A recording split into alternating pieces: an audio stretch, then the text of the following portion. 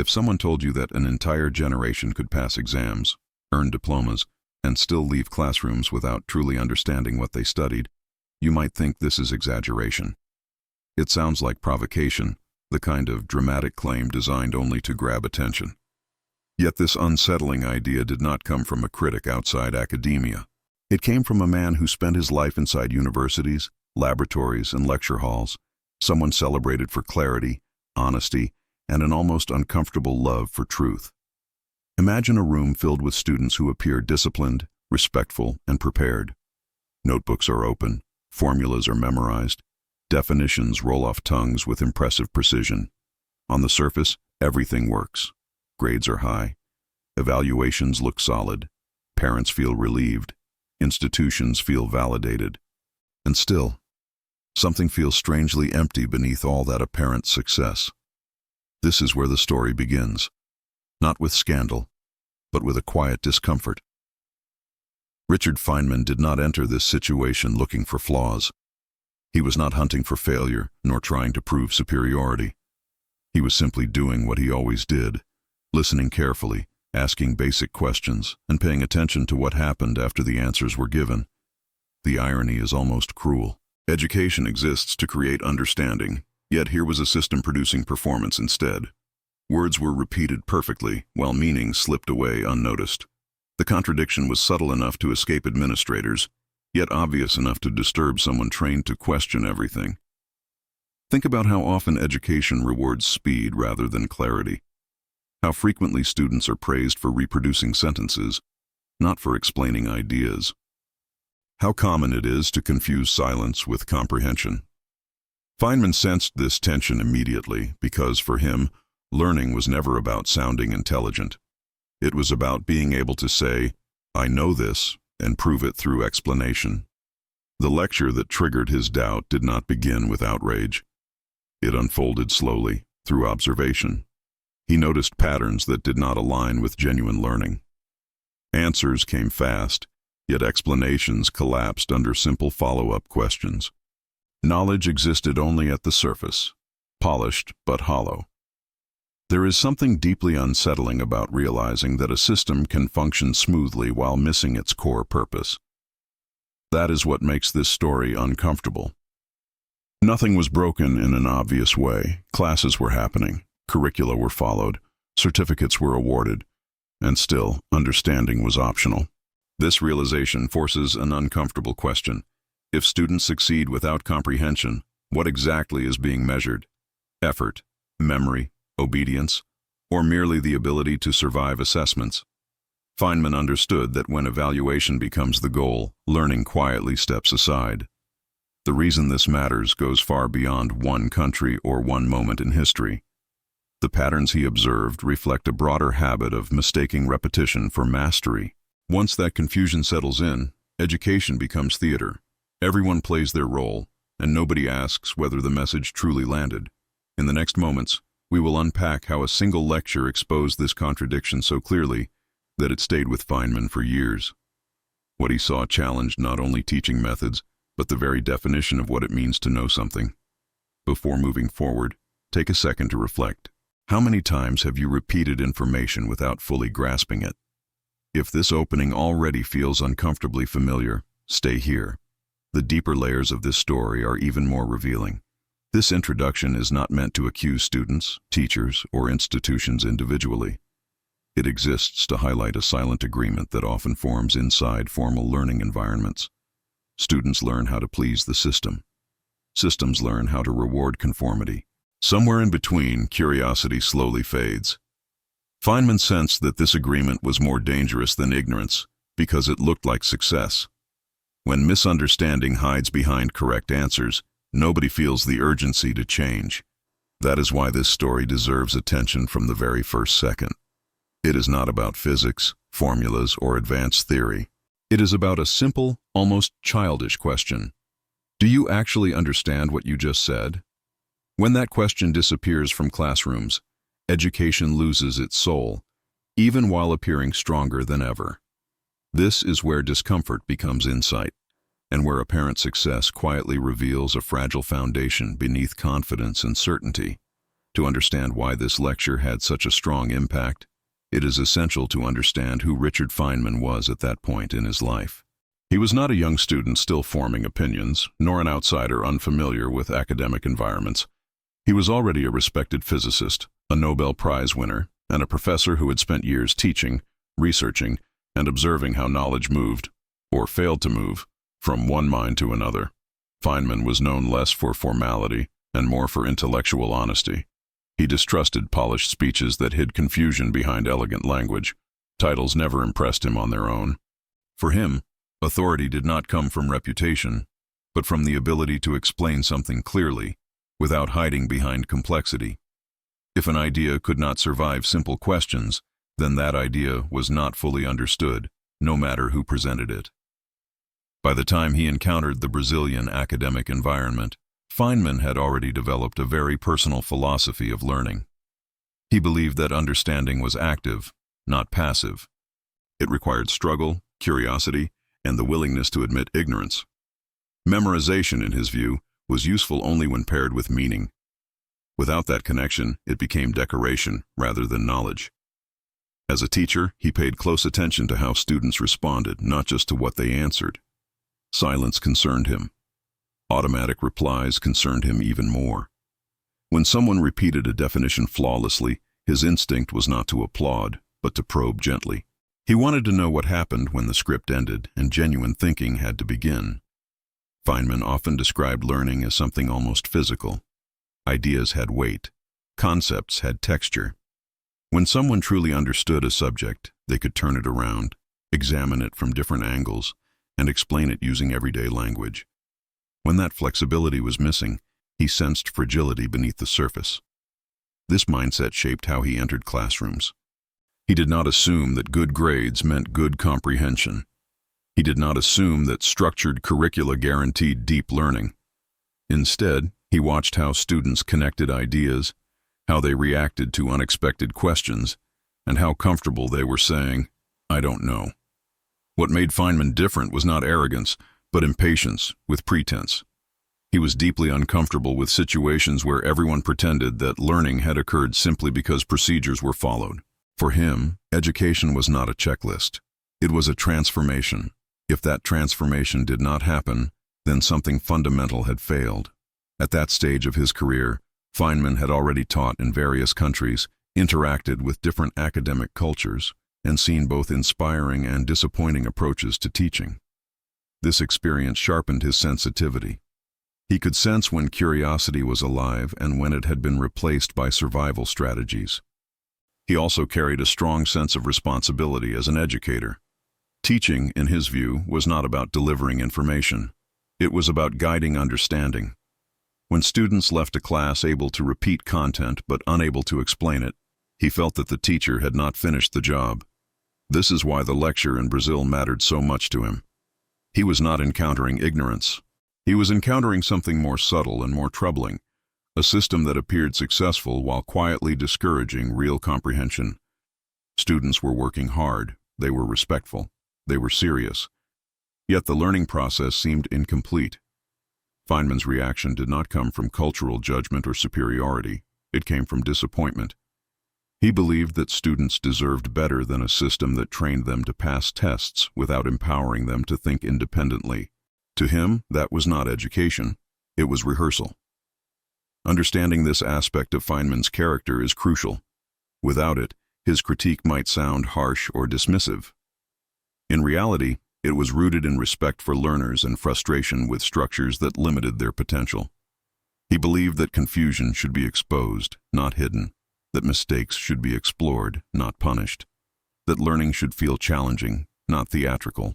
When those principles were missing, he felt compelled to speak, even if his observations made people uncomfortable. This perspective explains why a single lecture stayed with him for so long. It touched a core belief he held about learning itself. It challenged his assumption that formal education naturally leads to understanding, and once that assumption cracked, he could not ignore what he saw. With this context in mind, the next part of the story becomes clearer.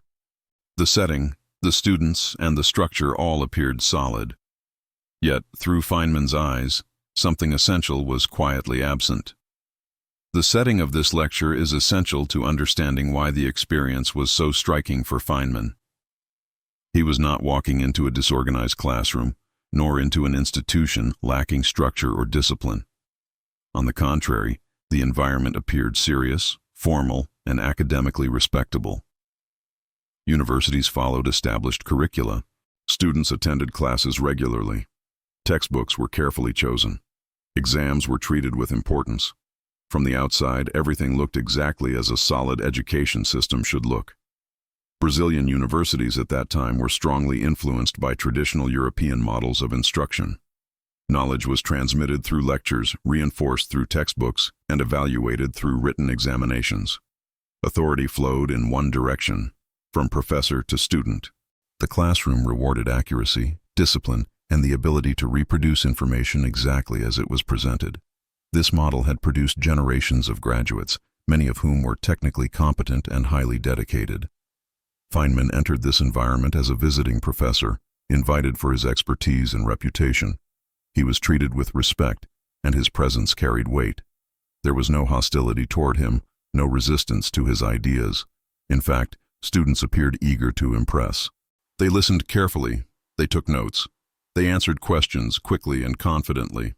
To many observers, this would have seemed like an ideal academic exchange. Yet Feynman noticed something subtle almost immediately. When students responded, their answers sounded polished but strangely distant. Definitions were delivered word for word, exactly as written in textbooks. Technical terms were used correctly, at least on the surface. However, when he shifted the question slightly, asking for explanations in simpler language, hesitation appeared. Confidence faded. The structure collapsed. This contrast between surface excellence and underlying fragility caught his attention. It was not dramatic. No one failed publicly. No one looked incompetent. Instead, there was a quiet pattern. Knowledge existed as memorized form, not as internalized understanding. The system had trained students to perform academically, not to reason freely. The context matters because these students were not careless or lazy. They were disciplined. They studied hard. Many of them had invested years of effort to reach that level. Their struggle was not with motivation, but with permission. They had learned that success came from reproducing approved language, not from exploring ideas independently. In this academic culture, asking questions carried risk. Saying, "I don't know," could be interpreted as weakness. Deviating from the expected answer could cost points. Over time, curiosity learned to stay quiet. Survival became the priority. Understanding, when it happened, was almost accidental. Feynman observed that students often treated knowledge as something external, belonging to books and professors rather than to themselves. Concepts were not tools to think with, but objects to be stored and retrieved during exams. Once the evaluation ended, the material lost relevance. Learning became temporary, transactional. This environment did not arise from bad intentions. It was the result of long-standing traditions that valued order, hierarchy, and measurable results.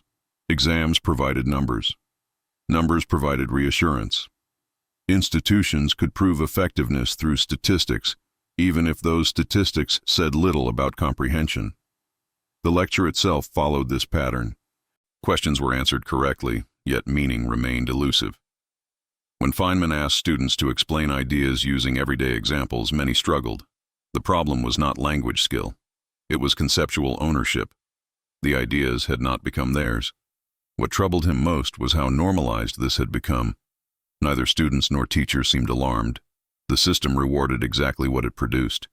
Everyone played their part efficiently. That efficiency masked the absence of depth. Feynman realized that this was not a local flaw, but a structural one.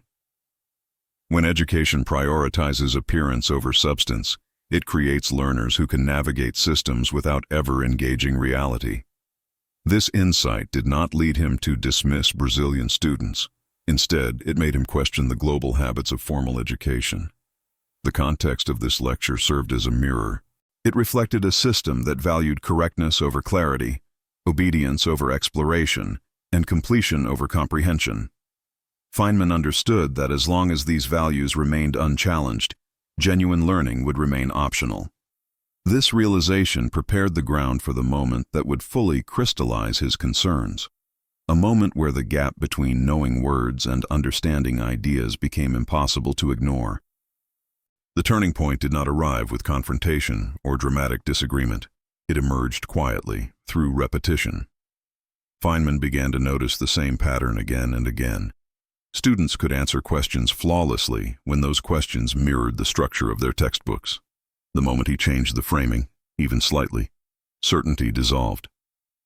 What appeared to be knowledge revealed itself as something far more fragile. One example stood out with particular clarity. Students could recite complex scientific principles using precise terminology, yet when asked to describe those same principles in simple language, confusion appeared. They knew the words, but not the ideas. The language acted like a protective shell, hiding the absence of understanding beneath technical precision. This realization disturbed Feynman deeply. It suggested that the education system was producing an illusion of competence.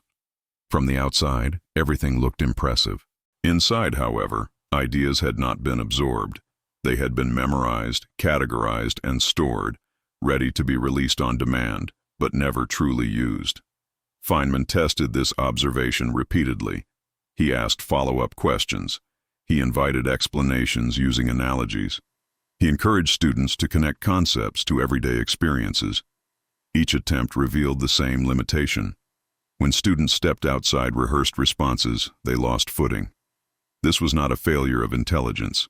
On the contrary, many students were clearly capable. The failure lay in the method.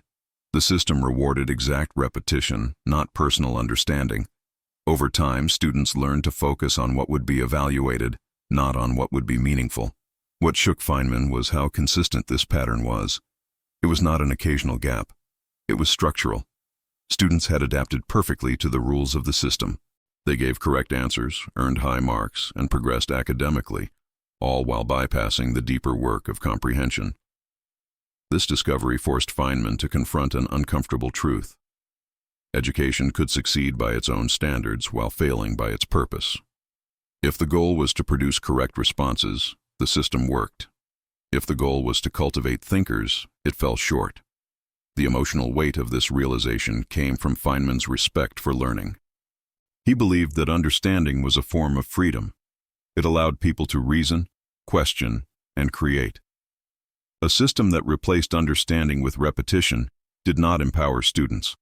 It trained them to follow scripts.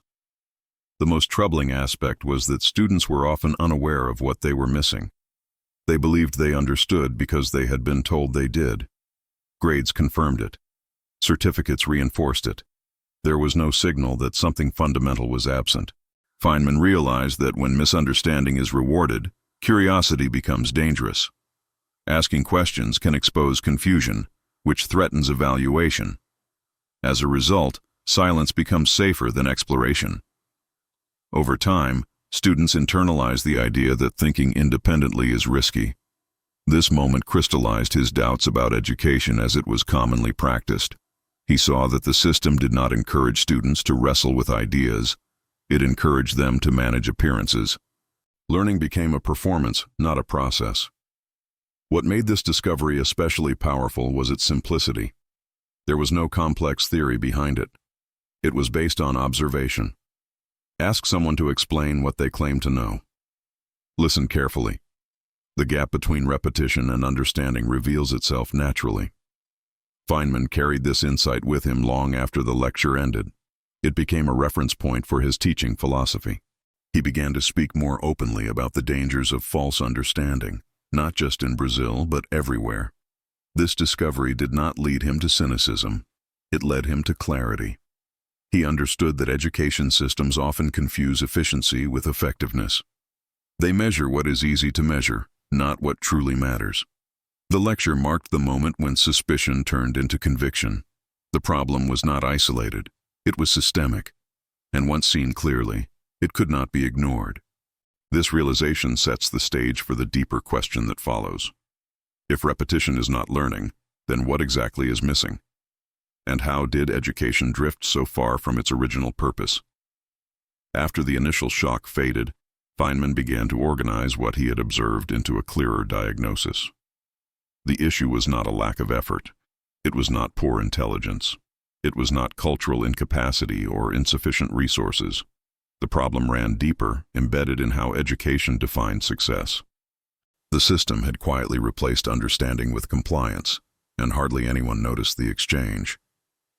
Feynman realized that students were being trained to recognize patterns rather than ideas.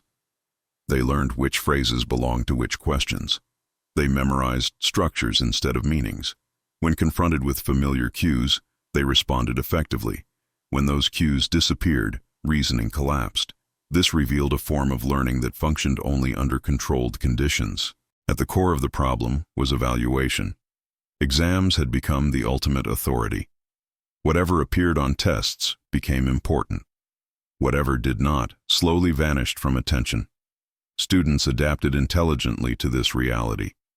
They focused their energy on what would be measured, not on what would deepen understanding. This was not laziness, it was strategy. Feynman saw that the system unintentionally punished curiosity. Asking unconventional questions risked exposing uncertainty. Exploring alternative explanations consumed time that could be used for memorization. Over time, students learned to silence their own doubts. They stopped interrogating ideas and started collecting answers. Another layer of the problem was language. Technical vocabulary created an illusion of mastery. When students used specialized terms correctly, both teachers and learners felt reassured. The presence of correct language substituted for comprehension. Once this habit took hold, nobody felt the need to go further. Feynman called this phenomenon knowing the name of something without knowing the thing itself. It was a powerful observation. Naming became a shortcut that bypassed understanding. Once a label existed, curiosity ended. The word replaced the experience. This dynamic affected teachers as well. Many instructors operated under pressure to complete syllabi, follow institutional requirements, and prepare students for standardized evaluations. Time constraints encouraged surface coverage rather than depth. Explaining why something worked required patience. Demonstrating how ideas connected demanded flexibility. Repetition was faster. Over time, the system normalized shallow success. Students advanced. Institutions produced graduates. Statistics looked promising. Yet the ability to think independently weakened. Education became efficient at producing credentials, not thinkers. Feynman recognized that this problem extended far beyond one lecture or one country. It was a structural flaw in formal education. Whenever assessment prioritized reproduction over explanation, learning suffered. Whenever clarity was less valued than correctness, understanding retreated. The most dangerous aspect of this problem was invisibility. Because students performed well, nobody questioned the outcome. Failure usually triggers reform. Success rarely does. As long as grades remained high, the system felt justified. Feynman understood that true understanding reveals itself through flexibility. A person who understands can explain an idea in multiple ways. They can apply it to unfamiliar situations. They can identify its limits. Memorization, by contrast, is rigid. It works only in familiar formats. This distinction mattered deeply to him. Science, after all, depends on questioning assumptions. Progress emerges from curiosity, not obedience. A system that discourages questioning cannot nurture discovery. He also saw the emotional cost. Students trained to hide confusion lose confidence in their own thinking. They rely increasingly on authority. Over time, this dependence erodes intellectual courage. Learners stop trusting their reasoning and start trusting templates. Feynman believed that education should empower people to confront uncertainty, not avoid it. Confusion is not a failure. It is the starting point of understanding. When systems treat confusion as weakness, they interrupt learning at its most important moment. This insight clarified the nature of the failure he witnessed. It was not a collapse. It was a quiet drift. Education had slowly shifted from cultivating minds to managing outcomes. That shift produced impressive results on paper while hollowing out the core of learning. Recognizing this problem forced Feynman to rethink what teaching should prioritize. If education exists to develop thinking, then explanation must matter more than recitation. Questions must matter more than answers. Understanding must matter more than performance. This realization leads directly to the present. Because the conditions that produced this problem did not disappear. They evolved. And in many ways, they intensified. What disturbed Feynman decades ago did not remain confined to that lecture hall. The patterns he identified did not fade with time. They spread, adapted, and in many ways became more efficient. Today, the same logic operates under new labels, modern technologies, and updated assessments. The core behavior, however, remains remarkably similar. Modern education places enormous emphasis on measurable outcomes. Scores, rankings, certifications, and performance metrics dominate conversations about success. These tools promise objectivity and fairness, yet they quietly reshape how learning is approached. When numbers define value, learning adapts to satisfy numbers. Students quickly learn how the system works. They identify which topics appear frequently on exams. They memorize key phrases. They practice solving familiar problem formats. This strategy is rational. It maximizes results within the given structure. The cost, once again, is depth. Digital resources have accelerated this pattern. Information is abundant. Answers are immediate. Tutorials provide step-by-step instructions. While these tools offer convenience, they can also reinforce passive learning. When solutions are always available, struggle becomes optional. Without struggle, understanding weakens. Feynman believed that difficulty plays an essential role in learning. Wrestling with ideas forces the mind to build internal models. When obstacles are removed too quickly, those models never form. Modern systems often prioritize efficiency over friction, making learning faster but thinner. Another factor is time pressure. Curricula are dense. Schedules are tight. Teachers are expected to cover extensive material within limited periods. Depth becomes a luxury. Superficial coverage becomes the norm. This environment rewards speed rather than reflection. The culture surrounding education also reinforces performance. Students are praised for results, not for insight. Mistakes are penalized rather than explored. Over time, learners associate error with failure rather than growth. This association discourages experimentation. Social comparison amplifies the problem.